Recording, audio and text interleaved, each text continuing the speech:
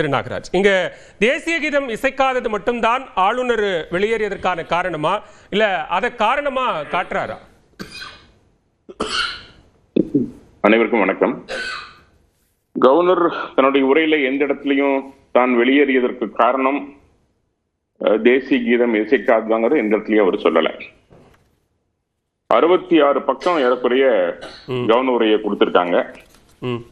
அந்த உரையை அவர் படிக்கிறதுக்கு முன்னாடி அவரை அந்த பேச விடல.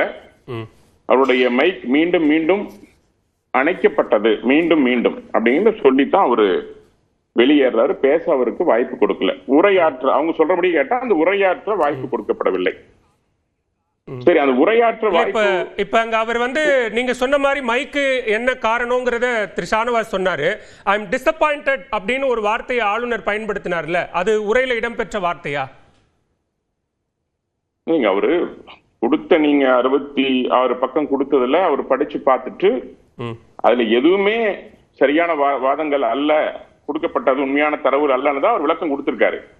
அதை பற்றி அவர் குறிப்பிட்டு ஆரம்பிக்கிறார். சொல்றாரு அப்படி ஒரு விளக்கம் கொடுப்பதற்கான அதிகாரமே ஆளுநருக்கு இல்ல அப்படிங்கிறாங்க.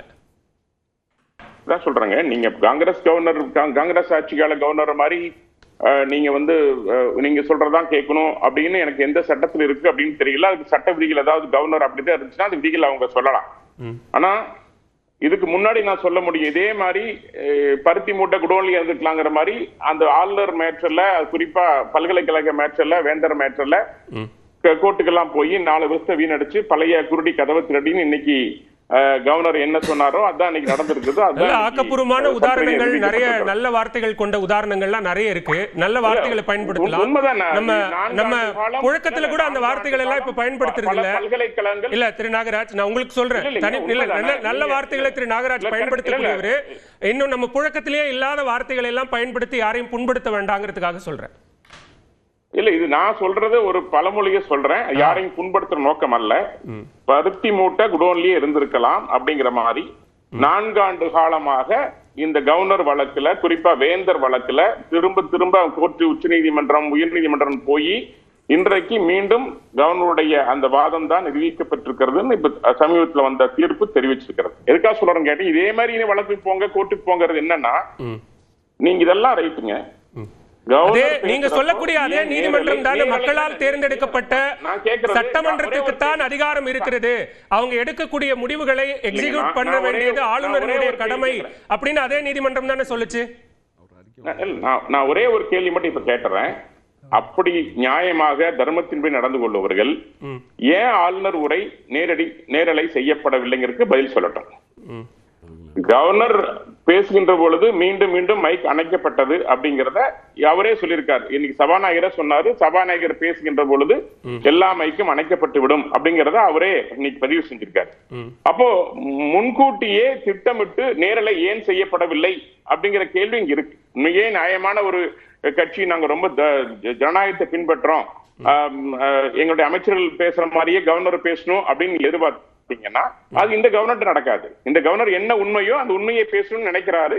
அதைத்தான் அவர் முன்னுதாரணமா 13 பாயிண்ட்ஸ் அவர் தெளிவா சொல்லியிருக்காரு. மிக ஆணித்தரமாக இங்க இருக்கிற தமிழ்நாட்டில் இருக்கிற பலரும், எதிர்கட்சி தலைவரும் சொல்ற கருத்தை அவர் தெளிவா சொல்லியிருக்காரு. உங்க கடமைக்காக நீங்க இதை செய்யணும் அப்படின்னா சொல்றாங்க. இப்ப நீங்க சொன்ன அந்த 13 குற்றச்சாட்டுகளை அடுக்க வேண்டியது எதிர்கட்சி, மக்களால் தேர்ந்தெடுக்கப்பட்ட எதிர்கட்சி தலைவரினுடைய வேலையை தவிர அது ஆளுநருடைய வேலை இல்ல அப்படிங்கிறாங்க. அதாங்க, அந்த ஆளுநர் நீங்க சொல்ற பொய்களை படிக்க தயாராகல, அதுக்கு விளக்கம் கொடுக்கிறார். அப்படி இருந்தா நீங்க உச்ச நீதிமன்றத்துல போய் ஆளுநர் நாங்க கொடுக்கறதான் படிக்கணும்னு உத்தரவு வாங்கிட்டு வாங்க. நீங்க ஆளுநர் நாங்க சொல்றதா படிக்கணும்னு சொல்ற நீங்க அப்படி சட்டத்தில் இடம் இருந்தால் நீங்க அவரையா போகணும். ஆளுநர் உரையில் இல்லாததை அங்க கூடுதலாக பேசினது எதுவும் அவை குறிப்பில் இல்ல, அது தெரியும்ல. அது அதான் சொல்றேங்க, அவர் உண்மையை சொல்ல வராரு. திரும்ப திரும்ப நான் சொல்றேன், அவர் பல முறை தமிழ்நாட்டில் பொறுத்த வரைக்கும் காங்கிரஸ் கட்சியினுடைய கவர்னருக்கு மாறுபட்டு இருக்கிறார். அவர் உண்மையை சொல்ல வர்றார். மிக தெளிவாக உண்மையை 13 பாயிண்ட் அவர் கொடுத்திருக்க பாயிண்டும் ஆணித்தரமாக உண்மைகள். பல ஆண்டுகள் இப்ப ஒரு சந்தேகம் திரு நாகராஜ், இங்க ஆளுநருடைய உரை தயாரிக்கப்பட்டு அவருடைய ஒப்புதலுக்கு அனுப்பப்பட்டு அது அச்சுக்கு அனுப்பப்பட்டு அது எல்லா சட்டமன்ற உறுப்பினர்களுக்கும் கொடுக்கப்பட்டு அவரும் அவைக்கு வராரு, மரியாதைகளை ஏற்றுக்கொள்கிறார், உள்ள போறார், தமிழ்த்தாய் வாழ்த்து இசைக்கப்படுகிறது. அதற்கு பிறகாகத்தான் இந்த 13 குற்றச்சாட்டுகளும் புதிதாக உருவானதா? 10 நிமிஷத்துல அறிக்கை வந்துருச்சு. 10 நிமிடத்துக்கு நீங்க 3 நாளுக்கு கவர்னர் ஆல்ரெடி பிரிப்பேர்டுங்க. 3 நாளுக்கு முன்னாடி சொல்றாங்க. அப்ப அதத்தான் ஆளுநர் ஷானவாஸ் சொல்றார், முன்முடிவோடு தான் அவர் சட்டப்பேரவைக்கே வந்தார் அப்படின்னு சொல்றார். ஆமாங்க, அதத்தான் அவர் பேச வந்தாரு, உண்மையே பேச வந்தார். அவர் காங்கிரஸ் கவர்னர் அல்ல, அவர் காங்கிரஸ் கவர்னர் அல்ல, நியாயமாக தமிழகத்தை வழிநடத்தக்கூடிய ஒரு கவர்னர். சட்டப்பேரவையில அப்ப நீங்க இப்ப ஆர் என் ரவி அவர்களை பிஜேபி கவர்னர்னு சொல்லணுமா? இல்லைங்க, மத்திய அரசுடைய நீங்க அவங்கள காங்கிரஸ் கவர்னர்னு சொன்னா இப்ப இவர் பிஜேபி கவர்னர்னு சொல்ல வேண்டி வரும்ல.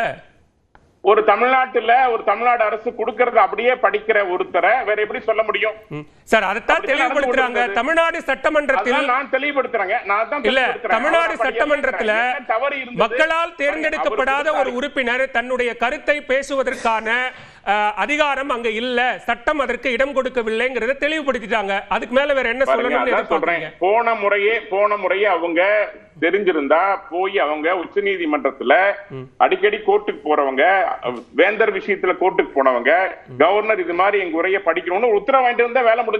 அதுதான் ஷானவாஸ் கேக்குறாரு, ஏன் ஆளுநர் கோர்ட்டுக்கு போலன்னு கேக்குறாரு. இல்ல சார், அது அவை குறிப்பில் ஏறிடுச்சு, அவங்க கோர்ட்டுக்கு போக வேண்டிய அவசியம் இல்ல. ஷானவாஸ் என்ன கேட்கிறார்னா, தன்னுடைய பேச்சை நீக்கி விட்டார்கள்னு ஏன் ஆளுநர் உச்ச நீதிமன்றத்துக்கு போகலன்னு கேட்கிறாரு. அவர் உண்மையை சொல்ல வராரு, உண்மை கருத்தை பதிவு பண்றாரு. உச்ச நீதிமன்றம் நீங்க தான் வேந்தர் மேட்டர்ல நீங்க தான் உச்ச நீதிமன்றம் போனீங்க, அவர் போகல. நீங்க போனதுக்கு அப்புறம் அவர் போய் பதில் கொடுத்தாரு, கடைசியில தீர்ப்பு வந்திருக்குது.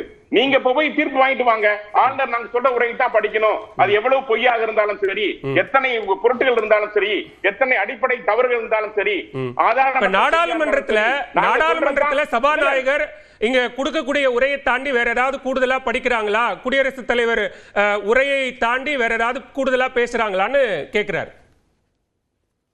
இது வரைக்கும் ஏதாவது அப்ஜெக்ஷன் பண்ணி சபாநாயகர் பேசுறது, ஜனாதிபதி அவங்க பேசுறதையோ அல்லது அப்ஜெக்ஷன் பண்ணியோ இது மாதிரி ஆளுங்கட்சி வெளிநடப்பு பண்ணிருக்காங்க. அவங்க அப்ப சட்டத்திற்கு உட்பட்டு நடந்து கொண்டார்கள் அப்படின்னு பாஜக ஆட்சியில அது மாதிரி ஏதாவது நடந்திருக்கான்னு சொல்லுங்க நீங்க.